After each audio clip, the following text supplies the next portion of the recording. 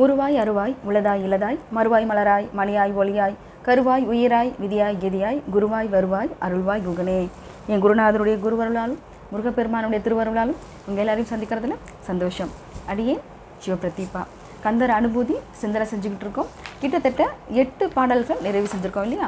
இப்போ 8வது பாடலாக இருக்கக்கூடிய அந்த பாடலை பார்த்துட்டு அதனோடு தொடர்புடைய கதையை நம்ம இன்றைக்கி சிந்தனம் செய்யலாம். ரொம்ப நாள் கழித்து மறுபடியும் உங்களை சந்திக்கிறேன். அந்த லேட்டானதுக்காக மன்னிப்பு கேட்டுக்கிறேன். இப்போ நம்ம பாடலுக்கு போகலாம். பாடல் 8. அமரும் பதிகேல் அகமாம் எனும் இவ்விமரம் கெட மெய்ப்பொருள் பேசியவா குமரன் கிரிராச குமாரி மகன் சமரம் பெருதானவ நாசகனே அப்படின்னு நீங்கள் நிறைவு பண்ணியிருக்கார். இதில் சொல்ல வந்திருக்கிறது 3 விஷயங்கள் நம்ம ஏற்கனவே பார்த்தோம். நம்மளுடைய சொந்த ஊர் அப்படின்னு சொல்லும் போது அமரும் பதி, என்னுடைய ஊருன்னு சொல்லும் போது எனக்கு வரக்கூடிய அந்த சந்தோஷம், அந்த ஒரு ஈர்ப்பு இல்லையா, அது என்னுடைய உற்றார்கள்னு சொல்லும் போது எனக்கு இருக்கக்கூடிய அந்த ஆசை, அகமாம் அப்படின்னு சொல்லும் போது எனக்குள்ளே இருக்கக்கூடிய நான் அப்படின்னு இருக்கக்கூடிய அந்த அகந்தை, இது 3ம் தான். இந்த 3ம் இல்லாது போகணும். இது 3ம் தான் என்னை கெடுக்கக்கூடிய விஷயங்களாக, இந்த பிரம்மத்தில் என்னை கெடுக்கக்கூடிய விஷயங்களாக இது இருக்குது அப்படின்றத அருணகிரிநாதர் நமக்கு இங்கே தெளிவுபடுத்துகிறார். இதுக்கு ஓரியன்டாக இருக்கக்கூடிய நம்ம கதையை பார்க்கலாமா? நம்ம இன்றைக்கி தெரிஞ்சுக்க போகிறது எல்லாருக்கும் ரொம்ப தெரிஞ்ச ஒரு கதை தான். தெரியாதவங்களுக்காக இந்த பதிவுன்னு வச்சுக்கலாம். பட்டினத்தாரை பற்றின கதை ரொம்ப அழகாக இந்த பாடலுக்கு ஒப்பிடக்கூடியவராக இருக்கிறார். அதனால் அவருடைய அந்த வரலாற்று கதையை நான் உங்களுக்கு இன்றைக்கி இந்த பாட்டோடு இருக்கக்கூடிய ஒரு ஒப்பீட்டு கதையாக நான் உங்களுக்கு சொல்ல இருக்கிறேன். பட்டினத்தார் எல்லாருக்கும் தெரிந்த ஒருத்தர். பூம்புகார் நகரத்தில் வாழ்ந்துருந்த மிகப்பெரிய செல்வந்தர் இல்லையா? எப்படியாப்பட்ட செல்வந்தர் அப்படின்னு பார்த்தோன்னா, அந்த ஊரை ஆட்சி செஞ்சுட்டு இருக்கக்கூடிய மன்னனுடைய சுற்றுச்சுவர், அதாவது காம்பவுண்ட் வால் சொல்கிறோம் இல்லையா, அந்த சுற்றுச்சுவர் எப்படி இருக்குமாமா, தங்கத்தினால் இல்லை வெள்ளியால் செய்யப்பட்டதாக இருக்குமா. அதுவே இங்கே பட்டினத்தாருடைய அந்த வீட்டினுடைய அவருடைய மாளிகையினுடைய சுற்றுச்சுவர் எப்படி இருக்கும் அப்படின்னா தங்கத்தால் செய்யப்பட்டதாக இருந்ததாம்.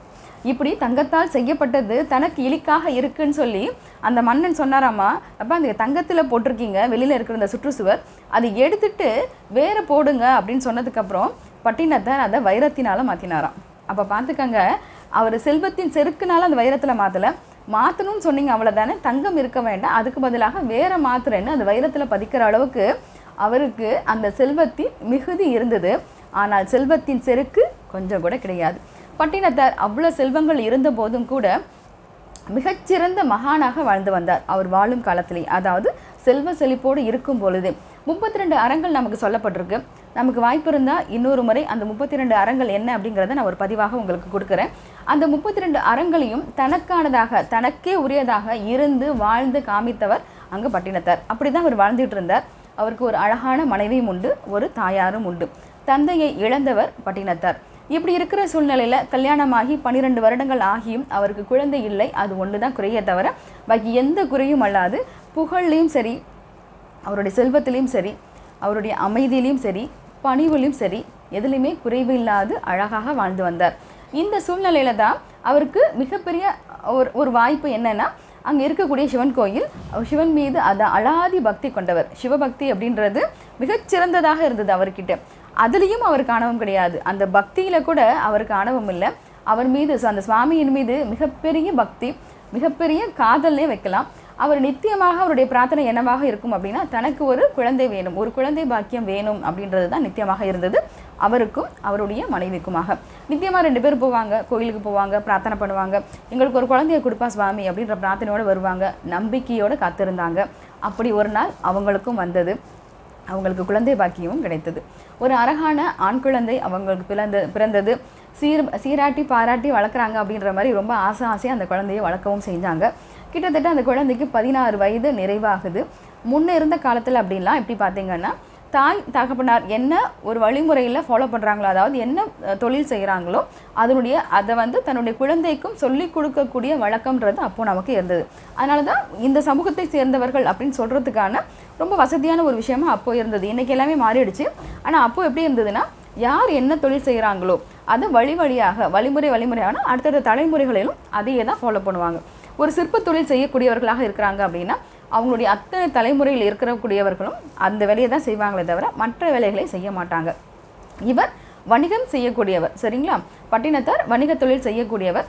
தன்னோட குழந்தைக்கும் எப்படி வணிகம் செய்யணும், என்ன ஏது, அதில் இருக்கக்கூடிய நுணுக்கங்கள் அத்தனையும் சொல்லிக் கொடுக்குறார். ஏன்னா மிகச்சிறந்த வணிகர் பட்டினத்தார், சரிங்களா? அந்த அறிவிலையும் குறைவில்லை. அவ்வளோ மிகச்சிறந்த அறிவாளியும் கூட அவர். இப்படி அழகாக அவர் வாழ்ந்து வருகிறார். அந்த 16 வயசு நிறைவாகுது. சூழ்நிலை என்னன்னா, அந்த 16 வயசு இருக்கக்கூடிய தன்னுடைய குழந்தைய வணிகத்துக்காக இன்னொரு இடத்துக்கு அனுப்பி வைக்கணும். அவனுடைய வணிகத்தின் திறமை எப்படி இருக்குன்றதை சோதனை செய்யணும். இது எப்போவுமே இருக்கக்கூடிய, அதாவது அந்த காலகட்டத்தில் இருக்கக்கூடிய ஒரு வழக்கமாக இருக்குது. தன்னோட குழந்தைக்கு சில செல்வங்களை கொடுக்குறார். கொடுத்துட்டு எப்படி போகணும்? கடல் வழி பயணம் தான் இருந்தது அப்போது, இல்லைங்களா? அப்போ அந்த கடல் வழி பயணமாக அவன் பயணப்பட்டு கொடுத்த செல்வத்துக்கு மேலாக இவர் என்ன எதிர்பார்த்தாரோ எதிர்பார்த்ததுக்கு மேலாக அவன் கொண்டு வரணும், அங்கே பொருளை வாங்கிட்டு வரணும் அப்படின்ற எதிர்பார்ப்போடு அங்கே தான் குழந்தைகிட்ட அந்த செல்வத்தை கொடுத்தும் அனுப்புகிறார். அந்த குழந்தை மட்டும் பயணப்படலைங்க, அதை ஒத்த வயது இருக்கக்கூடிய இன்னும் சிலரும் அவங்க கூட பயணப்படுறாங்க. நிறைய பேர் அந்த கப்பலில் பயணப்படக்கூடிய இன்னும் நிறைய பேர் இப்படி எல்லாரும் பயணப்பட்டுட்டு போகிறாங்க. ஒரு 6 மாத காலம் ஆகுது. போயிட்டு அவ்வளோ சீக்கிரம்லாம் திருப்பி வர முடியாது. 1 இயர் கீழே 1 இயர் கூட ஆகலாம். அந்த மாதிரி ஒரு காலகட்ட சூழ்நிலை. ஒரு 6 மாதங்கள் கடந்து போகுது. அப்போ பட்டினத்தாருக்கு ஒரு செய்தி மட்டும் வந்து சேருது. இவங்க எல்லாரும் பயணப்பட்ட அந்த கப்பல் கடலில் மூழ்கி போயிடுச்சு. கடலின் சீற்றத்தின் காரணமாக அந்த கப்பல் மூழ்கி விட்டது. அதில் பயணப்பட்ட அத்தனை பேரும் இறந்து விட்டார்கள் அப்படின்ற செய்தி மட்டும் பட்டினத்தாருக்கு வந்து சேருது. இந்த செய்தியை கேட்கும் போது அவருக்கு எப்படி இருக்கும் யோசிச்சு பாருங்களேன். தனக்குன்னு இருந்தது ஒரு 12-13 வருடம் கழித்து கிடைச்ச ஒரு அழகான பொக்கிஷம் அந்த குழந்தை. அந்த குழந்தை இன்னைக்கு தான் கிட்ட இல்லை, அவன் இறந்து போயிட்டான், தான் உயிரோடு இருக்கிறேன் அப்படின்னா இந்த புத்திர சுகம் எப்பேற்பட்டது அப்படின்னு தசரதன் வரைக்கும் தெரியும், இல்லையா? அப்போ அது மிகப்பெரிய வழியாக அவருக்கு இருக்குது. அதை தாங்கிக்கவும் முடியல அவரால். ஆனாலும் அதையும் தாண்டி அங்கே சுவாமி மேலே இருந்த பக்தி, சுவாமி மேலே இருந்த நம்பிக்கை, கண்டிப்பாக என் குழந்தைய சுவாமி என்கிட்ட கொண்டு வந்து சேர்ப்பார் அப்படின்ற அவர் மேலே இருந்த அலாதியான நம்பிக்கை. அவர் ரொம்ப கான்ஃபிடெண்ட்டாக இருந்தார். எப்படினாலும் ஏதோ ஒரு இடத்துல என் குழந்தைய காப்பாற்றி என்கிட்ட திருப்பி கொண்டாந்து என்கிட்ட என் சுவாமி சேர்ப்பார் அப்படின்றதுல ரொம்ப அழுத்தம் திருத்தமாக அவர் இருக்கிறார். இன்னும் 1 மாதங்கள் கடந்து போகுது. 1 மாதம் 1.5 மாதம் ஆன பிறகு மறுபடியும் ஒரு செய்தி வருது. இவருடைய குழந்தை பிழைத்துட்டான், அங்கே வந்து பிழைச்சிக்கிட்டான், அவன் திரும்ப வந்துக்கிட்டு இருக்கான், இன்னும் ஒரு 2 நாளில் அவன் வீடு வந்து சேருவான் அப்படின்ற இன்ஃபர்மேஷன் வந்து சேருது. இதை கேட்கும் போது அது எப்படி இருக்கும்? தன்னுடைய சுவாமிக்கு நன்றி சொல்லணும், இல்லையா? அதை தானே அவர் பிரார்த்தனையாக வச்சுக்கிட்டு இருந்தார். பிரார்த்தனை மாத்திரம் இல்லைங்க, நம்பிக்கையும் சேர்ந்து தான். அவர் கொஞ்சம் கூட மனசு தளர்ந்தே போகலை. அவர் கொடுத்த அந்த குழந்தை கண்டிப்பாக மறுபடியும் என்னிடம் வந்து கண்டிப்பாக சேரும், அதுக்கு வழித்துணையாக அவன் சுவாமியே இருப்பான் அப்படின்றதில் அவருக்கு கொஞ்சம் கூட அங்கே தயக்கமே இல்லாமல் இருந்தார். அந்த நம்பிக்கையும் அங்கே ஜெயிச்சது. அந்த குழந்தையும் திரும்ப வந்தான். அந்த 2 நாள் வெயிட் பண்ணுறாங்க. அந்த 2 நாள் கழிச்சு அந்த குழந்தையும் வந்துட்டான். நிறைய பெரிய பெரிய பெரிய மூட்டைகளோடு அந்த குழந்தை வந்து இறங்குறான். அந்த குழந்தை வந்து இறங்கி இங்கே வீட்டுக்கு வரத்துக்குள்ளேயே இவர்கிட்ட அடுத்த செய்தி வந்து சேருது. என்னப்பா, உன் குழந்தை மூட்டை மூட்டையாக பொருள் வாங்கியிருக்கான், எல்லாரும் வாங்கியிருக்காங்க, அதை விட அதிகமாக உன் பிள்ளை வந்து மூட்டையை கொண்டு வந்திருக்கிறான். ஆனால் மூட்டைகளில் உபயோகப்படுற மாதிரி யூஸ் பண்ணுற மாதிரியான எந்த பொருளும், சிறப்புக்குரிய பொருள்னு சொல்லுவோம் இல்லையா, ப்ரீஷியஸாக இருக்குது அப்படின்னு சொல்லுவோம் இல்லையா, அந்த மாதிரி சிறப்புக்குரிய பொருள்னு எதுவுமே இல்லாது இருக்கிறதே. இப்படியா உன் குழந்தைய நீ வளர்த்த? இவ்வளோ பெரிய செல்வந்தனாக இருக்க, இவ்வளோ பெரிய அறிவாளியாக இருக்க, வணிகத்தில் சிறந்தவனாக நீ இருக்கக்கூடிய உனக்கு இப்போ ஏற்பட்ட குழந்தையா? ஒன்றுத்துக்கும் பிரோஜனம் இல்லாமல் நீ கொடுத்த அத்தனை செல்வத்தையும் வீணடிச்சிட்டானே அப்படின்னு சுற்றி இருக்கக்கூடியவர்கள் ஒவ்வொருத்தரும் ஒவ்வொரு விதமாக பேசிக்கிட்டே இருக்காங்க. உன் குழந்தை லாய்க்கு இல்லாதவனாக இருக்கிறான், உன்ன மாதிரி உன்னோட குழந்தை இல்லை, நீ சரியாகபடியாக அவனுக்கு சொல்லிக் கொடுக்கல, உன்னுடைய வளர்ப்பு சரியில்லை, இப்படி ஏகப்பட்ட கமெண்ட்ஸ் எப்படி இருக்குது, நெகட்டிவான கமெண்ட்ஸு அந்த குழந்தை வீடு வந்து சேர்றதுக்குள்ளே இவருக்கு வந்து சேர்ந்தாச்சு. இப்போ ஒரு தாயாகவும் ஒரு தந்தையாகவும் இருக்கக்கூடியவருடைய மனநிலை என்னென்னு யோசிச்சு பாருங்க. ஒரு தாய் அதை அக்செப்ட் பண்ணிக்குவா, ஆனால் ஒரு தந்தையால் அதை அக்செப்ட் பண்ணிக்க முடியுமா? தன்னுடைய குழந்தை ஒரு அறிவிலியாக இருக்கிறான், அவன் ஒரு முட்டாளாக இருக்கிறான் அப்படின்றது எந்த தந்தைக்கும் பிடிக்காது. அதே போல தான் அவரும் அங்கே அவருக்கு உச்சத்தின் கோபத்தினுடைய உச்சத்திலே அவர் இருக்கிறார். தன்னுடைய குழந்தை உள்ளே வரான் தன்னையோட தந்தையாரை பார்க்கறதுக்காக. அப்படி வர குழந்தைய அந்த மூட்டையோடு வந்து இறங்கின அந்த குழந்தைய அவர் கொஞ்சம் கூட இவ்வளோ போராட்டத்தின் பிறகு தன் குழந்தை என்கிட்ட வந்திருக்கானே, இந்த குழந்தை வந்ததே எனக்கு பெரிய விஷயமா இருக்குது, அவன் ஏன் மற்ற திங்ஸை வாங்கிட்டு வந்திருக்கணும், அந்த பொருளை ஏன் அவன் கொண்டு வந்திருக்கணும் அப்படின்ற எண்ணம் கொஞ்சம் கூட இல்லாது, என்ன வேலை பண்ணியிருக்கேன்னு தெரியுதா உனக்கு, நான் கொடுத்த அத்தனை செல்வத்தையும் வீணடிச்சிட்ட அப்படின்னு சொல்லி அவர் என்னெல்லாம் காயப்படுத்த முடியுமோ அப்படி காயப்படுத்த முடியுமான வார்த்தைகளை சொல்லி அந்த குழந்தைய அவர் அங்கே திட்டுறார். அந்த குழந்தை பதிலே பேசலை, பேசாமல் நின்றுக்கிட்டே இருக்கான். அவர் சொன்ன அத்தனை வார்த்தைகளும் வாங்கிக்கிட்டு, இல்லையே என்ன இதையே இப்படி சொல்கிறீங்க, எந்த வார்த்தையும் அவர் பதில் பேசவே இல்லை. அவர் பாட்டே பேசி முடிக்கிறார். அவ்வளோத்தையும் வாங்கிக்கிட்டு பேசாமல் அந்த குழந்தை நிற்கிறான். அவர் பேசி நிறைவு செய்த அப்புறமாக அந்த குழந்தை பேசுகிற வார்த்தை, நான் போய் அம்மாவை பார்க்க போகிறேன் அப்படின்றது தான் அப்படின்னு கிளம்பி அவன் வெளியில் போயிட்டான். அவன் வெளியில் போனதுக்கு பிறகாக அங்கே இருக்கக்கூடிய மூட்டைகள் எல்லாத்தையும் ஓப்பன் பண்ணி அவன் என்ன தான் கொண்டு வந்திருக்கான்னு முதல்ல பார்க்கலாம் அப்படின்னு சொல்லி எல்லாத்தையும் ஓப்பன் பண்ணி பார்க்கும்போது தெரியுது அத்தனையும் வராட்டிகளாகவும் இருக்குது. அவருக்கு இன்னும் கோபத்தின் உச்சம் போகுது. இந்த வராட்டியை வாங்குறதுக்காக நான் இவ்வளோ செல்வத்தை அவனுக்கு நான் கொடுத்து அனுப்பிச்சேன் அப்படின்னு கோபத்தினோட உச்சத்துலேருந்து கையில் எடுத்தார் இல்லையா வராட்டியை, அதை தூக்கி வீசி எறிகிறார். தூக்கி எல்லாத்தையும் எடுத்துகிட்டு போன வெளியில் கொண்டு போய் போடுங்க, இதெல்லாம் எதுக்காக இங்கே கொண்டு வந்து சேர்த்துருக்கான்னு தெரியல. இந்த வராட்டியை வாங்குறதுக்காக இவன் 8 மாத காலங்கள் பயணப்பட்டான்னு இன்னும் மறுபடியும் சத்தம் போடுறார். அந்த அவங்களுக்கு காவல் வேலை செய்யக்கூட இருப்பாங்க இல்லையா, வேலைக்காரங்க இருப்பாங்க இல்லையா, அவங்கக்கிட்ட சொல்லி இதெல்லாத்தையும் வெளியில் எடுத்துகிட்டு போங்கன்னு சொல்லிட்டு இப்படி தூக்கி போட்டார்ல. கையில் இருந்த ஒரு வரட்டி எடுத்து ஓப்பன் பண்ணி பார்த்துட்டு கையில் இருந்த ஒரு வரட்டியை தூக்கி போட்டார் இல்லையா, அந்த வரட்டி உடஞ்சி போய் அதுக்குள்ளே சில மாணிக்க கற்கள் தென்படுது. சரி, அது அப்புறமா தான் அவர் அதை கவனிக்கிறார். அந்த மாணிக்க கற்கள் கீழே கிடக்கு அப்படிங்கிறத வேகமாக போய் அதை எடுத்து பார்க்குறார். அவருக்கே ஆச்சரியமாக இருக்குது. அது எங்கேயுமே கிடைக்காத ஒரு மாணிக்கக்கல். அவர் அதை பார்த்தோன்னே அவருக்கு ரொம்ப சந்தோஷமாக இருக்குது. வேகமாக எடுத்துகிட்டு போனாங்க இல்லையா, எடுத்துகிட்டு போகிறதுக்கு எல்லோரும் ரெடி ஆகிறாங்க. வந்து அந்த மூட்டையெல்லாம் மறுபடியும் கட்டி எடுத்துகிட்டு போகிறதுக்கு எல்லோரும் ரெடி ஆகிறாங்க இல்லையா, எல்லாத்தையும் வைங்கன்னு சொல்லிட்டு இருக்கக்கூடிய அத்துணை வராட்டியும் எல்லாத்தையும் உடச்சி பார்க்கும்போது தான் தெரியுது அத்துணையிலையும் வைரக்கற்கள், மாணிக்கம், விலை மதிக்க முடியாத முத்துக்கள், எங்கேயும் கிடைக்கக்கூடியாத ப்ரீஷியஸான எவ்வளவோ விஷயங்கள் அதில் ஒவ்வொன்றுக்குள்ளேயும் அவர் வச்சிருக்கிறார் அப்படிங்கிறது. எதுக்காக அந்த குழந்தை அந்த வராட்டிக்குள்ளே, அதாவது அந்த சாணம் இருக்கு இல்லையா, பசு சாணம் இருக்கு இல்லையா, அதை தட்டி காய வச்சு எடுக்கக்கூடியது தான் வராட்டி. இந்த குழந்தை அதுக்குள்ளே வச்சு ஏன் கொண்டு வந்திருக்கான் அப்படின்னா, அந்த காலங்களில் கடல் கொள்ளையர்கள் ஜாஸ்தி. ஏன்னா கடல் வழி பயணப்பட்டு வரும்போது அந்த கொள்ளையர்கள் வந்து அங்கே இருக்கக்கூடிய பொருளை வாங்குறாங்க அப்படின்னா எடுத்துகிட்டு தான் போக முடியும் இல்லையா, அங்கே எப்படி தப்பிக்க முடியும். இவங்க கொண்டு போகிற திங்ஸை கொண்டு போகிறவங்க எப்படி இறங்கி தப்பிப்பாங்க, அவங்ககிட்டேருந்து தப்பிக்கிறது ரொம்ப ரொம்ப கஷ்டம். கடல் கொள்ளையர்கிட்டேருந்து ஒருத்தர் தப்பிக்கிறாங்க அப்படிங்கிறது ரொம்ப ரொம்ப கஷ்டம். அப்படி வந்தாலும் இது வெறும் வரட்டி தானே நினச்சிட்டு அவங்க போயிடணுங்கிறதுக்காக இந்த குழந்தை ரொம்ப அழகாக யோசிச்சு, ஏன்னா இது கிடைக்க முடியாத கற்கள் அத்தனையும் விலை உயர்ந்ததும் கூட, இது இன்னொருத்தர் கைக்கு போகக்கூடாது அப்படிங்கிறதுல ரொம்ப கவனமாக அந்த குழந்தை கொண்டு வந்த விதம் தான் இந்த வரட்டிக்குள்ளே இருக்கக்கூடிய விஷயம். நான் குழந்தைய கேட்டாரா, என்னடா வாங்கிட்டு வந்திருக்க, எப்படி உன்னோட பயணம் இருந்தது, உன்னோட வணிகம் எப்படி இருந்தது, நீ எப்படி இருந்த, எந்த இடத்துக்கு போன, யாருக்கிட்ட பேசின, என்ன வாங்கின, இந்த மாதிரி எந்த கேள்வியுமே அந்த குழந்தைகிட்ட அவர் கேட்கல. ஏன்?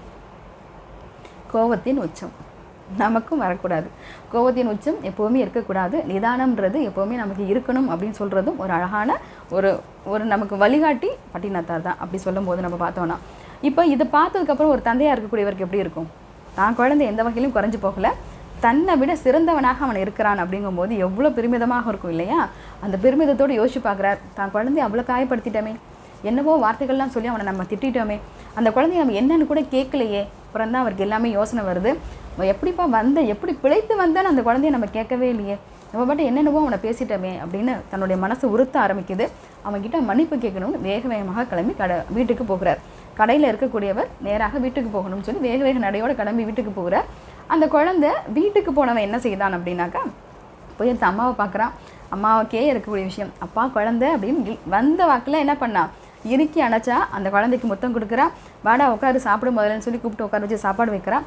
இல்லைம்மா சாப்பாடு வேண்டாம், என்னுடைய நண்பர்களை பார்த்து ரொம்ப நாட்கள் ஆயிடுச்சு, நான் என் நண்பர்களை பார்க்க போகிறேன், அப்பா வருவார். என்னது அப்பா வருவார், அவர் வந்தார்னா இந்த பெட்டியை அவருக்கான பரிசாக கொடுத்துருங்க அப்படின்னு சொல்லி அழகான ஒரு பேழை பெட்டி, ஒரு பேழைனா கண்ணாடி பெட்டி, அந்த கண்ணாடி பாக்ஸை அவங்க அம்மா கிட்ட கொடுத்துட்டு அந்த குழந்தை வெளியில் போயிடுறான். இப்போ பின்னாடியே இவர் வந்தார் இல்லையா, வந்தோடனே கேட்குறாரு, எங்கப்பா குழந்தை எங்கன்னு கேட்குறாரு. அவங்க சொல்கிறாங்க, இல்லை விளையாட போயிருக்கான், ஆனால் நீங்கள் வருவீங்க, உங்களுக்காக ஒரு பரிசு கொடுத்துட்டு போனதை கொடுக்க சொன்னான் அப்படின்னு சொல்லி அவருடைய மனைவி அவர் வேகமாக கொண்டு வந்து அந்த கண்ணாடி பெட்டியை கொடுக்குறாங்க. ரொம்ப அழகான வேலைப்பாடோடு இருக்கக்கூடிய அந்த பெட்டி, அந்த பெட்டியே அவ்வளோ அழகாக இருக்குது. அந்த பெட்டியை ஓப்பன் பண்ணுறார். உள்ள ஒரே ஒரு ஓலை, ஒரே ஒரு பண ஓலை மாத்திரமே இருந்தது. அது எடுத்து வாசித்து பார்க்குறார். அதில் இருக்கக்கூடிய வாசகங்கள் இன்றைக்கும் என்னோடய லைஃப்பில் நான் ஃபஸ்ட்டு ஸ்டார்ட் பண்ண என்னோடய லைஃப்பில் டிவோஷனலாக சில விஷயங்கள் நான் ஸ்டார்ட் பண்ணதுக்கு மிகப்பெரிய உத்வேகம் இந்த வார்த்தைகள் தான். என்ன வார்த்தைகள் தெரியுமா? அது காதருந்த ஊசியும் வாராது கான் கடைவழிக்கே அப்படின்றது தான். புரிஞ்சுதா? ₹1 ஊசி இன்றைக்கி ரேட்டு, அன்றைக்கி எவ்வளோ ரூபா இருந்திருக்கும் இல்லையா? ஒரு 10 பைசா இருந்திருக்கலாமா, இல்லை 5 பைசா, இல்லை ஒரணா இருந்திருக்கலாம் இல்லையா அப்போது இருந்த காலத்தில். அப்படி இன்றைக்கி வாங்குற மாதிரியே வைங்களேன், இன்றைக்கி வாங்கக்கூடிய ₹1 வாங்கக்கூடிய அந்த ஒரு ஊசி, அதனுடைய நுனி உடைஞ்சு போச்சு, அதனுடைய காது பக்கம் நீங்கள் நூல் கோக்கக்கூடிய அந்த கார்னர் உடஞ்சி போச்சு அப்படின்னா அது எதுக்காகும்? ₹1 ஊசி தான் எல்லாராலையும் வாங்க முடியும். அந்த ஊசியில் இருக்கக்கூடிய காது உடஞ்சி போச்சு அப்படின்னா எதுக்குமே பயன்படாது இல்லையா, அது எதுக்காகவும் பிரயோஜனப்பட போகிறதில்ல. அந்த ஊசி கூட உன்னுடைய கடை வழிக்கு, உன்னுடைய மரணத்தின் பின்னாடி உன் கூட எடுத்துகிட்டு போக போறியா நீ? யோசிச்சு பார்க்க வேண்டிய விஷயம் இல்லையா? ஒரு காதர்ந்த ஊசியை கூட ஒன்றுத்துக்கும் ஆகாது, யாருக்கும் பிரயோஜனப்படாத ஒரு விஷயத்த கூட ஒன்னால் உன்னோட மரணத்தின் பின் அதை எடுத்துகிட்டு போக முடியாதுன்னா ஏன்டா உனக்கு இந்த செல்வத்தின் மீது இவ்வளோ ஆசை அப்படின்றது தான் அங்கே கேள்வியாக இருந்தது. செல்வத்தின் மீது மாத்திரம் இல்லைங்க, என்ன சாதிக்க போகிற, என்ன சாதிக்கிறதுக்காக இவ்வளோ ரகலை கட்டின, ஏன் இவ்வளோ கோபம் உனக்கு வந்தது, ஏன் இவ்வளோ அகங்காரத்தோட ஏன் அந்த குழந்தைய அவ்வளோ பேசினேன், இவ்வளோலாம் சம்பாரிச்சு வச்சுருக்கேன், அந்த புகழை சேர்த்து வச்சுருக்கேன், செல்வத்தை சேர்த்து வச்சுருக்கேன், எதுக்கு பிரயோஜனம்? எல்லாருக்கும் தெரியும் பட்டினத்தார் எப்படிப்பட்டவர், எவ்வளோ தான தர்மங்கள் செய்கிறார், எல்லாருக்கும் தெரியும். புகழோடு இருக்க, செல்வத்தோடு இருக்க, ஆனால் என்னத்துக்கு அதெல்லாம் வச்சுக்கிட்டு என்ன பண்ணுவேன்? இது எல்லாத்தையும் எடுத்துகிட்டு போக முடியுமா உன்னால்? இது எல்லாத்தையும் கொண்டு போவியா அப்படின்ற கொஷின் அங்கே அவருக்கு மனசில் ரொம்ப ஆழமாக பதிஞ்சது. திருப்பவும் சொல்கிறேன், காதருந்த ஊசியும் வாராது கான் கடைவழிக்கே. உன்னுடைய கடைசி வழி பயணத்துக்கு எதுவுமே உதவ போகிறதில்ல. அது எது வேணுமோ அதை விட்டுட்டு மற்ற விஷயங்களை நீ தேடிக்கிட்டு இருக்கியே அப்படிங்கிறது தான் அழகாக ஒரு கேள்வியாக இருக்குது. பார்க்குறார், கண்களில் நீர், கண்ணால் தண்ணி கொட்டுது அவருக்கு. இந்த பேழையை வைச்சார், தன்னை நிமிர்ந்து பார்க்குறார், தன்னை தானே பார்க்குறார். எத்தனை ஆடை ஆபரணம், எவ்வளோ அழகான நகைகள், நான் போட்டிருக்க இந்த உடைகளும் இந்த நகைகளும் எவ்வளவோ விலை மதிப்பு உள்ளது. இதெல்லாம் நான் போட்டிருந்ததுனால, இதுனா போட்டிருக்கிறதுனால தான் எனக்கு பெருமையா, அதுதான் என்னுடைய புகழா, இல்லை இதுதான் நானா? இந்த மாதிரி எத்தனையோ கேள்விகள் அவர் மனசுக்குள்ளேயும். கிளம்பி இங்கேருந்து போனார். இது எதுவுமே எனக்கு வேண்டாம். என்ன எனக்கு வேணும்? முக்தின்ற ஒரு விஷயம் எனக்கு வேணும். முக்தின்ற ஒரு விஷயத்துக்கு வேணும் அப்படின்னா இது எல்லாம் எனக்கு வேண்டாம். இது எல்லாம் எனக்கு வேணான்னு என்னைக்கு நான் ஒதுக்குறேனோ அன்னைக்கு சுவாமி என்கிட்ட வருவார், அந்த முக்தின்ற ஒரு விஷயத்தை எனக்கு கொடுத்துருவார் அப்படின்ற அந்த ஞானம் அந்த வார்த்தையின் வழியாக அவருக்கு வந்தது. அப்படின்னா ஒரு வார்த்தை ஒருத்தரை மாற்றிருமான்னு கேட்டால் அந்த வார்த்தையை சொன்னது யாருன்னு இருக்கே, அவருக்கு அந்த க்ஷணம் புரிஞ்சது. திரும்ப வந்தது தன்னுடைய குழந்தை அல்ல, தனக்கு புரிய வைத்து தன்னை தன்னோடு சேர்த்து கொள்ள வேண்டும் அப்படின்னு சொல்கிறதுக்காக அழகாக சுவாமியே தன் குழந்தை ரூபமாக வந்து இதை கொடுத்துட்டு போயிருக்கிறார் அப்படின்னு. அங்கே சிவபெருமான் தான் வந்தார் அவருடைய குழந்தையாக. அத்தனை பேர் மாண்டு போன இடத்துல இந்த குழந்தை மட்டும் எப்படி வந்தான் இல்லையா? அந்த குழந்தை திரும்ப வந்தது சுவாமியே அந்த ரூபமாக வந்தார். அவருக்கு புரிய வச்சுட்டு போகிறார். ஏன்னா மிகப்பெரிய சிவபக்தர், சுவாமி மீது அலாதி நம்பிக்கை கொண்டவர், நல்ல மனிதரும் கூட. அதனால தான் அத்தனை பேரும் புகழோடும் அங்கே வாழ்ந்து கொண்டு இருந்தவர் அவர். இப்படி இருக்கிற சூழ்நிலையில் இது எல்லாத்தையும் திறந்து போகிறார். வேண்டாம், இந்த புகழ் எனக்கு வேண்டாம், இந்த செல்வம் எனக்கு வேண்டாம், இந்த மரியாதை எனக்கு வேண்டாம் அப்படின்னு எல்லாத்தையும் திறந்துட்டு யோசிச்சு பாருங்கள். இது எல்லாத்தையும் தூக்கி போடுறது அவ்வளோ சாதாரண விஷயமா? ஆனால் எப்படி அருணகிரிநாதருக்கு ஒரு வார்த்தையில் அந்த ஒரு உபதேசத்தின் வழி அவருக்கு எத்தனையோ விஷயங்கள் பின்னாடி கிடைச்சதோ, அதே போல் பட்டினத்தாருக்கும் இந்த ஒற்றை வரி அவருக்கு புரிய வச்சது. ஏன்னா சொல்லி கொடுத்தது யாருன்னு இருக்குது சரிங்களா? அது சுவாமியே சொல்லி கொடுத்த அந்த வார்த்தைகள் இல்லையா? தன்னை போல் எல்லாத்தையும் துறந்து போகிறார், எல்லாத்தையும் கழட்டி தூக்கி போட்டார். இடுப்பில் ஒரு கச்சம், அதாவது ஒரே ஒரு துண்டு மாத்திரம் இடுப்பில் கட்டினார். அதோட வீட்டை விட்டு வெளியில் வரத்துக்கு முயற்சி செய்கிறார். அவருடைய தாயார் வந்து அழறாங்க, அப்பா நீ இப்படியே விட்டுட்டு போகிற, எனக்கு இருக்கிறது ஒரே ஒரு குழந்தை நீ அல்லாது போனால் என்னை யார் கடைசி காலங்களில் எனக்கான ஈம காரியங்களை யார் செய்வா? எனக்கு இருக்கிற ஒரு பள்ள நீ தானே, அந்த காரியத்தை நீ தானே செய்யணும். எல்லா தாய்மார்க்கும் உள்ளது தானே, தனக்கான ஈம காரியங்கள் தனக்கு கொல்லி போடுறது என் பிள்ளையாக தான் இருக்கணும் அப்படின்னு எத்தனை பேர் ஆசைப்படுறோம் இல்லையா? அப்படி அவங்க கேட்குறாங்க, நீ இந்த ஊரை விட்டு போயிட்டேன்னா நான் என்னப்பா பண்ணுவேன், எனக்கு யார் இதெல்லாம் செய்வா? ஏன் இந்த வார்த்தையை அந்த தாயார் அங்கே சொன்னாங்க அப்படின்னா, அப்போது இருந்த காலகட்டங்களில் இப்போவும் அது இருக்குங்க, ஆனால் அதை ஃபாலோ பண்ணுறோமா அப்படிங்கிறது தான் தெரியல. ஒரு துறவியாக நான் போகிறேன் அப்படின்னு முடிவு பண்ணிட்டா 3 நாட்களுக்கு மேலே ஒரு குருவாக இருக்கக்கூடியவர், ஒரு குரு மகான்னு சொல்கிறோம் இல்லையா, மகா பெரியவர் போல் இருக்கக்கூடியவர்களாக இருக்கட்டும், அல்லது பட்டினத்தார் போல் இப்படி எல்லாத்தையும் துறந்து போகக்கூடியவர்களாக இருக்கட்டும், இப்படி துறந்து போகிறவர்களை தான் நம்ம துறவிகள்னு சொல்கிறோம். 3 நாட்களுக்கு மேலே ஒரு இடத்துல இருக்கக்கூடாதுங்கிறது விதியாக இருந்தது. ஏன்னா அவங்க சொல்லக்கூடிய வார்த்தைகள் பலிக்கும், அவங்க என்ன சொல்கிறாங்களோ அது கண்டிப்பாக அங்கே நிஜமாக்கப்படும், பின்னாடி என்ன நடக்க போகுதுங்கிறத கண்டிப்பாக அவங்களால உணர முடியும். இப்படி இருக்கக்கூடியவர்கள் ஒரு இடத்துல இருந்து மக்கள் யாரோ வந்து ஒன்று கேட்டு அதுக்கு அவங்க பதில் சொல்லி அது அப்படியே நடந்துச்சுன்னா யோசிப்பாங்க என்ன நடக்கும்னு. அவருடைய புகழ் அடுத்ததுன்னு அடுத்தவங்க சொல்லுவாங்க இல்லையா, அவரை போய் பாருங்கன்ற வார்த்தை ரொம்ப சாதாரணமாக வரும். இப்படி எல்லாரும் வந்து பார்க்க ஆரம்பித்தா இவருடைய புகழ் ஓங்கி போகும். அதுக்கு காரணமாக இந்த தெய்வத்தின் கருள். இன்றைக்கி அதுதானே நடந்துகிட்டு இருக்கு. மனிதர்களாக இருக்கக்கூடியவர்களை நம்ம என்னை கையெடுத்து கும்பிட பழகிட்டோம். அதுக்காக குருவை வணங்க வேணான்னு யாரும் சொல்லவே இல்லை. சரி, கண்டிப்பாக ஒரு தெய்வத்தின் துணை வேணும்னா ஒரு குருவின் துணை கண்டிப்பாக வேணும். அதுக்காக அவங்களே சாமியாக்கிட முடியாது இல்லையா? அப்போது அந்த தெய்வத்தின் கருணையால் இவங்க மூலியமாக ஏதோ சில விஷயங்கள் நமக்கு கிடைக்குதுங்கிறத நம்பணுமே தவிர, அவங்களையும் தாண்டி இந்த குருவை பிடிச்சிக்கும் போது எனக்கான வழித்துணையாக என் சுவாமி வருவான்றதை நம்ம மறந்து போயிடுறோமே. அது ஞாபகம் இருக்கணும் இல்லையா? அதனால தான் அப்போது அந்த வழிமுறை அப்படின்றது இருந்தது. இப்போவும் இருக்குது. ஆக்சுவலாக அப்போ அப்படின்னு திரும்ப நான் சொல்லிகிட்டு இருக்கேன். இப்போவும் இருக்குது. 3 நாட்களுக்கு மேலாக இருக்கக்கூடாது. அப்படி பார்த்தா 3 நாளைக்கு மேலே தான் பிள்ளை இல்லைன்னா தான் இறந்து போகும்போது யார் இதை செய்வாங்கிறது அந்த தாயாருக்கு இருந்த வருத்தம். தான் பிள்ளைகிட்ட சொல்லியாச்சு. அப்போ பட்டினத்தார் அங்கே ஒரு வாக்கு கொடுக்குறார். இந்த துறவரத்தின் மீது இருக்கக்கூடிய அந்த ஒரு டெஃபினேஷன்ஸ் இருக்கும் இல்லையா, அதை நான் பிரேக் பண்ணுறேன். அதை நான் உடைக்கிறேன். என்னுடைய தாய் என்கிட்ட கேட்ட இந்த கடைசி வாக்குறுதிக்காக அவள் மாண்டு போகும் வரை இங்கேயே இருக்கேன். அதாவது இந்த ஊர்லேயே நான் இருக்கேன். அவள் எப்போ மாண்டு போகிறாளோ அதன் பிறகாக அந்த காரியங்களை முடிச்சுட்டு தான் இந்த ஊரை விட்டு வெளியில் போவேன் அப்படின்னு ஒரு உறுதிமொழியும் அவங்கள்ட்ட கொடுத்துட்டு வெளியில் போகிறார். யோசிச்சு பாருங்க, இந்த இடத்துல அவருக்கு ஏதாவது இருந்ததா? இது என்னோட ஊர். எவ்வளோ புகழோடையும் பேரோடையும் வாழ்ந்த அந்த மனுஷன் இன்னொருத்தட்ட போய் கையேந்திட்டு எனக்கு சாப்பாடு கொடுங்கன்னு கேட்ற முடியுமா? கேட்க நம்மளால் வாய்ப்பு இருக்கா? நமக்குலாம் அது சாத்தியமா? நான் ஒரு நல்ல பேரோடு நான் இருந்துட்டேன். ஆனால் ஏதோ ஒரு இடத்துல எனக்கு என்னோட வீழ்ச்சின்றது எனக்கு நான் அதை வருத்தப்படுறேன். ஏதோ ஒரு இடத்துல நான் இறங்கிட்டேன். திருப்பி பழையபடிக்கு என்னால் அந்த இடத்துல இருக்க முடியுமா? அந்த தெருவுக்குள்ளே நல்லா போக முடியுமா? எல்லோரும் எப்படி என்னை பார்ப்பாங்க? எல்லோரும் என்ன நினைப்பாங்க? எத்தனை விஷயங்கள் எனக்கு நடக்குது இல்லைங்களா? அடுத்தவங்க என்னை பற்றி என்ன நினைப்பாங்க? அடுத்தவங்க என்னை பெருமையாக நினச்சிக்கணுங்கிறதுக்காக எத்தனை விஷயங்கள் இன்றைக்கே நம்ம செஞ்சிட்ருக்கோம். ஒரு ஃபங்க்ஷனுக்கே போகிறோம். இன்னொருத்தர் என்னை மரியாதையாக நடத்தணுங்கிறதுக்காக என்னோடய ஆடையாக இருக்கட்டும், ஆபரணமாக இருக்கட்டும், என்னோடய அலங்காரமாக இருக்கட்டும், அது எனக்காக செஞ்சுக்கிறாங்கிறத விட இன்னொருத்தர் என்னை எதுவும் சொல்லிடக்கூடாது, என்னை சரியாக நடத்தணுங்கிறதுக்காக பண்ணக்கூடிய விஷயங்கள் இன்றைக்கி நிறையவே இருக்குது இல்லைங்களா? இப்போ எங்கே போனாலும் போகிற இடத்துக்கு தகுந்த மாதிரி நம்மளை மெருகேற்றிக்கு வழியை பார்க்குறோம். இன்றைக்கி சூழ்நிலை அதுதான். இப்படி இருக்கிற இடத்துல யோசிச்சு பாருங்கள். பட்டினத்தார் அப்படி வாழ்ந்த ஒரு மனிதர் எல்லாத்தையும் தூக்கி போட்டுட்டு ஒரு இடுப்பில் ஒரே ஒரு துணியோடு வெளியில் வந்தார். ஒவ்வொரு நாளும் ஒரு வேளை மாத்திரமே உணவு சாப்பிடுவார். அதுதான் விதியுமே, துறவரத்துக்கான விதி அதுதான். அப்படி ஒருத்தர்கிட்ட யாராவது ஒரு வீட்டுக்கு போகணும், பிச்சை கேட்கணும், அவங்க கொடுக்குறத சாப்பிடணும், ஒரு வேளை உணவு மாத்திரமே.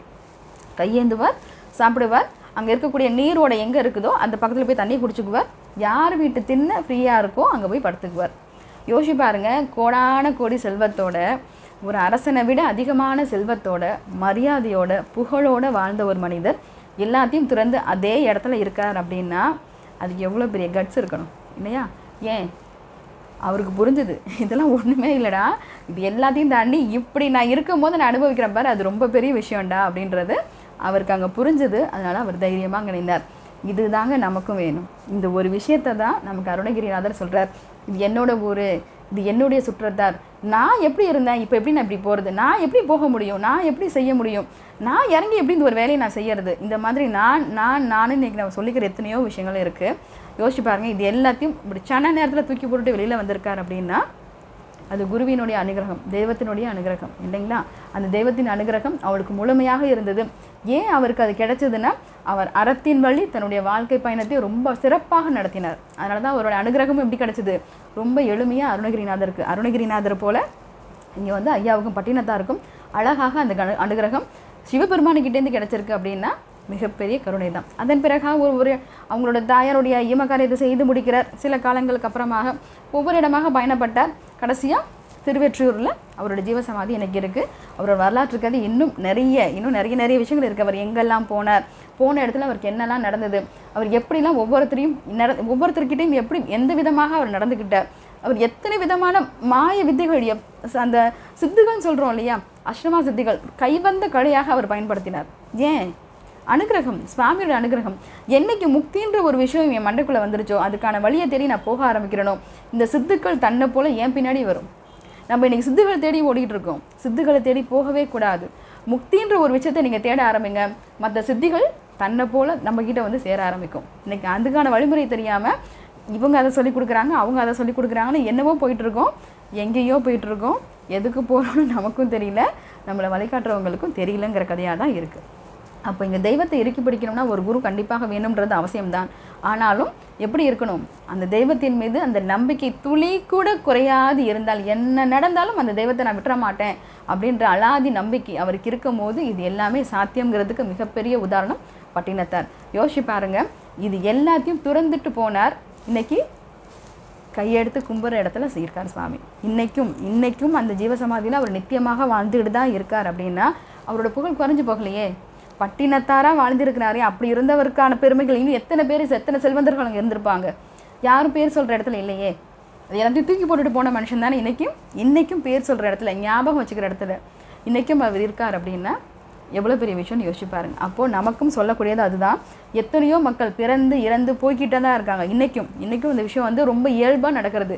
எத்தனையோ குழந்தைகள் பிறக்கிறாங்க, எத்தனையோ பேர் இறந்தும் போகிறார்கள். இது நித்தியமாக நடந்துகிட்டு இருக்கிற ஒரு விஷயத்தில் இந்த பிறப்பு இறப்பை கட் பண்ணி, இப்படி ஒரு விஷயமே எனக்கு வேண்டாண்டா அப்படின்னு அதை பிரேக் பண்ணி அந்த சங்கிலியை, பிறப்பு இறப்புங்கிற அந்த சங்கிலியை உடைச்சி இன்றைக்கி நித்தியமாக நான் இப்படியே இருந்துக்கிறேன் அப்படின்னு இன்றைக்கும் நித்தியமாக ஜீவசமாதியில் சுவாமி அங்கே இருக்கிறார், பட்டினத்தார் இருக்கிறார் அப்படின்னா யோசிப்பாருங்க. நமக்கு சொல்லிக் கொடுக்கறதும் அருணகிரிநாதர் அதுவே. இன்றைக்கி அருணகிரிநாதரும் அப்படி தான் முருகப்பெருமான் கிட்ட பக்கத்துலேயே இருக்கிறார். அதுபோல் உனக்கும் இந்த சங்கிலியை உடைச்சிட்டு வரணுமா, இந்த பிறப்பு இறப்பு உனக்கு வேண்டான்னு நினைக்கிறியா, இந்த 3 விஷயத்தையும் விட்டுரு. எப்படி அவர் விட்டாரோ, பட்டினத்தார் எப்படி விட்டாரோ அப்படி எல்லாத்தையும் தூக்கி போடுறதுக்கு பழகுன்றார். அதுக்காக எல்லாத்தையும் தூக்கி போட்டுட்டு வீட்டை விட்டு வெளியில் வாங்கன்னு அவங்க நமக்கு சொல்லவே இல்லை. வீட்டில் இருக்கும்போதே, இல்லறத்தில் இருக்கும்போதே மனசளவில் எல்லாத்தையும் துறந்து வாழ வேண்டும் அப்படிங்கிறது தான் அவர் சொல்கிறார். இருக்கிற கமிட்மெண்ட்டை விட்டுட்டு வா, பொண்டாட்டியை விட்டுட்டு வா, பிள்ளைங்களை அப்படியே விட்டுரு, உன்னுடைய பெற்றோர்கள் அப்படியே விட்டுட்டு வீட்டை விட்டு வெளியில் வா, நீயும் பிச்சை எடுத்து சாப்பிடுன்னு அவங்க நமக்கு கைட் பண்ணவே இல்லை. அதுதான் நீங்கள் ஞாபகம் வச்சுக்க வேண்டியது. நமக்கு சொல்லி கொடுத்தது இல்லறத்திலேயே இரு, ஆனால் இருக்கும் போது எல்லாத்துலேயும் ஒற்றாமல், எப்படி சொல்கிறாங்க, தாமரை இலை மேலே இருக்கக்கூடிய நீர் மாதிரி, நீர் மேலே பட்டா கூட அந்த இலையில் எப்படி ஒட்டாதோ அது போல் உன்னோட வாழ்க்கை எப்படி இருக்கணும், அந்த இல்லறத்தில் தான் நீ இருந்தாகணும். ஏன் அவருக்கு வினைப்பயனே இல்லைங்க, சுவாமி கூட்டிகிட்டு போயிட்டாரு, என் தலையில் ஏற்கனவே வினைப்பயன் இருக்கே, அந்த வினைப்பயனை எப்படி நான் கழிப்பேன்? அப்போ அந்த வினைப்பயனை கழிக்கணும்னா எனக்கு இல்லற வாழ்க்கை அப்படிங்கிறது கண்டிப்பாக வேணும். சரிங்களா? ஒரு குடும்பத்தோடு தான் நான் வாழ்ந்தாகணும். என்னோடய தாய் தந்தையரை பார்க்கணும், என்னுடைய கணவனோ மனைவியோ பார்க்கணும், குழந்தைகளை பார்க்கணும். என்னோடய கடமைகள் என்னவோ அதை நான் சரிவர செய்யணும். என்னோட கடமைகளை நான் சரியாக செய்து கொண்டு இந்த வினைப்பயனையும் கழித்து சுவாமியின் மீது அதீத நம்பிக்கை கொண்டால் முக்தியின் வழி உண்டு அப்படின்றத தான் அருணகிரிநாதர் நமக்கு தெளிவாக பொருள்படுத்துகிறார். இந்த கதையோடு ஒப்பிட்டு பார்க்கும்போது, இந்த கதைங்கிறத விட அவரோட வரலாற்று கதையோடு நம்ம வந்து ஒப்பிட்டு பார்க்கும்போது நம்ம எப்படி வாழணும், இதை தூக்கி போடுறது ரொம்ப சாதாரண விஷயந்தான். எத்தனையோ பேர் அதை செஞ்சு காட்டியிருக்காங்க. மனசளவில் தூக்கி போடலாமே, நீங்கள் ஃபிசிக்கலாக தூக்கி போட வேண்டாம். நான் வெளியில் போகும்போது இப்படி எப்படிங்க நான் இந்த மாதிரி ட்ரெஸ் பண்ணாமல் போகிறது வேண்டாம், அது இன்னும் கொஞ்சம் சிம்பிளாக்குங்க. ரொம்ப நான் இப்படி தான் போவேங்கிற இடத்துல உங்களை நீங்களே மாடிஃபை பண்ணுறது உங்கள் கையில் தானே இருக்குது. இன்னொருத்தருக்காக நம்ம அலங்காரம் பண்ணல, என் அலங்காரத்துக்காக தான் ஒருத்தர் என்னை மதிக்கிறாங்க அப்படின்னா அந்த அலங்காரம் எனக்கு தேவையில்லையே. எனக்காக, எனக்குள்ளே இருக்கக்கூடிய நல்ல எண்ணங்களுக்காகவோ நல்ல பிஹேவியருக்காகவோ என்னை ஒருத்தர் நேசிக்கணும், என்னை ஒருத்தங்க ரிசீவ் பண்ணணும், எனக்கு ஒருத்தவங்க மரியாதை கொடுக்கணும். நான் காரில் போனாலும் அதே தான், சைக்கிளில் போனாலும் அதே தான், நடந்து போனாலும் நானே தான். நான் எப்படி போனாலும் எனக்கான மரியாதை இருக்குது அப்படின்னா எனக்கான மரியாதை எந்த இடத்துல இருக்கோ அவங்க இருந்தாலே எனக்கு போதுமே. நான் காரில் போனால் தான் அவங்க என்னை ரிசீவ் பண்ணுவாங்க, நான் நடந்து போனால் அவங்க என்னை ரிசீவ் பண்ண மாட்டாங்க அப்படின்னா அப்படிப்பட்ட உறவுகளோ நண்பர்களோ மற்ற யாரோ நமக்கு தேவையில்லையே. சரிங்களா?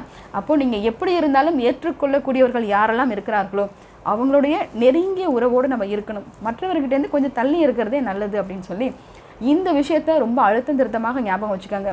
எப்போவுமே பற்றற்ற ஒரு நிலையில் இருக்கணும் அப்படிங்கிறது தான் நமக்கு தெளிவாக சொல்கிறார். அதுலேயும் இந்த 3 விஷயங்கள், இந்த 3 இடத்துல என்றைக்கு நம்ம கவனம் இருக்கோமோ, கவனத்தோடு செயல்படுறோமோ, கொஞ்சம் நம்ம தள்ளி தான் இருக்கணும், இது நமக்கு தேவையில்லைன்னு என்ன நானே இந்த செல்ஃப் அனலைசேஷன் மாதிரி என்ன நானே மெருகேற்றிக் கொள்கிறேனோ, இந்த விஷயம் எனக்கு வேண்டாம், இந்த விஷயத்தை நான் இருந்தால் போதுமானதுன்னு என்னைக்கு எனக்கான புரிதல், எனக்கு நானே புரிதலை கொண்டு வருகிறேனோ அன்னைக்கு என்னுடைய வாழ்வியல் மாற்றம் கண்டிப்பாக வரும். அதை அழகாக பொருள்படுத்தக்கூடிய இந்த 4 வரிகள் உங்களுக்கும் புரிஞ்சிருக்கும்னு நினைக்கிறேன்.